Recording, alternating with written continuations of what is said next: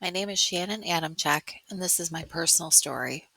At age 52, life was unfolding beautifully. My husband and I reveled in our newfound empty nest, a season of quietude and spontaneity. We'd occasionally host our grandchildren, cherishing those weekend sleepovers.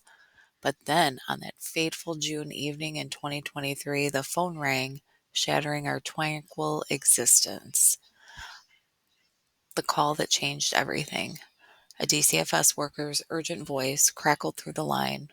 Our daughter had taken our youngest grandson, Nolan, who was 1.5 years old at the time, to the emergency room as he'd been unresponsive and she was not able to wake him up. The reason? He'd found a marijuana edible and ingested it. Suddenly, we were thrust into a whirlwind of responsibility. 3 young children, ages 1.5, 6, and 9, became our full time charge. It was like a time warp, balancing work, online education, and caregiving. Each was very demanding in its own right. Our once leisurely hours now stretched thin. We felt like taffy pulled in all different directions. We slowly began to realize that something was not quite right with the youngest one, Nolan. He wouldn't speak or try to make any eye contact. He didn't make He didn't like specific things, like the feeling of grass on his feet, and many things seemed to overwhelm him, like loud noises and crowds. He made strange hand gestures to show that he was happy, which we aptly named spirit fingers. And after months of red tape and various doctor's appointments, Nolan was diagnosed in February 2024 with nonverbal autism, level 3, meaning that he required the most support. This world full of silent communication was a new challenge for us as we had to learn to decipher his cues, the tilt of his head, the hand gestures, the flicker in his eyes. While this was a challenging time, the children had even more scars to bear. The youngest children bore unspeakable scars, witnessing significant domestic violence, which would require extensive counseling to help them deal with the aftermath. Then our granddaughter dropped a bombshell to her school counselor. She carried an unspeakable burden, the aftermath of sexual assault at the hands of her stepfather. This led us down a path of taking her in for a SANE exam, meeting with detectives, forensic psychologists, the district attorney, and victim witness coordinator, as well as other professionals to help us navigate the horrific trauma that she had suffered. We scoured community centers, tapped into support networks through our church and local foster parent association. Therapists, educators, daycare providers, and fellow foster parents became our allies in helping us navigate the difficult days that followed. We carved out moments, early mornings with coffee, late night chats, an occasional meal out by ourselves with help from one of the network of support persons who relieved us for an hour or two. These breaths sustained us, reminding us that caregivers need care too. Advocacy and healing. We became fierce protectors, advocating for Nolan's diagnosis and therapies, our granddaughter's mental and physical well being, and justice for her. Healing is not linear for any of us.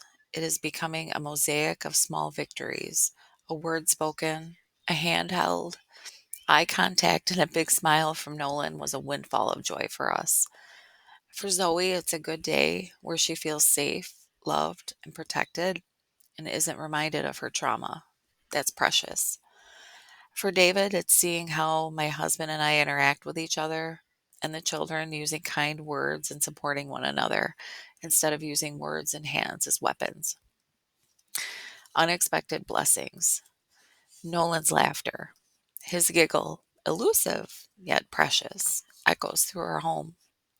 In his eyes, we glimpsed galaxies, the universe unfolding in nonverbal wonder, the love he has for something as simple as bubbles. They put a light in his eyes like nothing else. This helps us cherish all the little things that we take for granted as adults. The wonder of feeling the sand between your toes or the water washing over you in the sprinkler. These are the moments that we cling to. Sibling bonds. The older ones, they are protectors, storytellers, and secret keepers.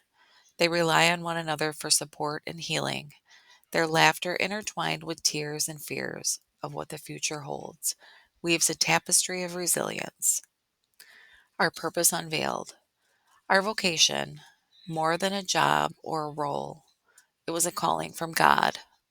We glorified God in our midnight awakenings from the nightmares and the fact that kids with autism struggle with a sleep schedule, calming their worries and fears, therapy sessions, homework help, extracurricular activities to keep them busy, and whispered prayers for each of them and their struggles, as well as for us to have the strength and wisdom to do what's right for them. All of this turned our lives completely upside down, and we had to reprioritize what was important. Schoolwork initially took a back seat to the daily needs of the children. Still, I had to find a way to make myself and my continuing education fit into our overwhelming schedule. So I talked to my husband about what I needed to be successful. I set up a weekly schedule, allotting time each week for my studies and giving myself grace when I stumbled, which I often do. In conclusion, in this unexpected chapter of my life, I've discovered strength I didn't know that I possessed. I discovered that God has a different path laid out for me than what I had expected. Our empty nest overflows now with love, heartache, chaos, tears, laughter, and purpose. We're still learning, still stumbling, but our hearts, once quiet, now beat to the rhythm of these three young lives. This course has taught me the importance of self awareness, self management, and self motivation. It's taught me to understand why I am the way I am and do the things I do, and that those can be changed in the blink of an eye. It's taught me to accept personal responsibility for my choices and know that to achieve my goals, I have to have a plan. I have to have a plan with goals, specific strategies to meet those goals. Not only am I proving to myself that I can overcome any obstacles, but that by following God's plan for my life, I can achieve anything. By squashing my negative thought patterns and focusing on success, I'm setting an example for these three young children and showing them that by making smart choices and having a positive mindset, you free yourself to be the person that God intended you to be. I hope that my story inspires other adult learners who have been sidetracked by life's roadblocks. Don't let yourself be a victim. Become the creator and move forward with positive intentions and take the steps you need to be successful. God has a plan for each of us and will be with us every step of the way. You're never alone and you are amazing.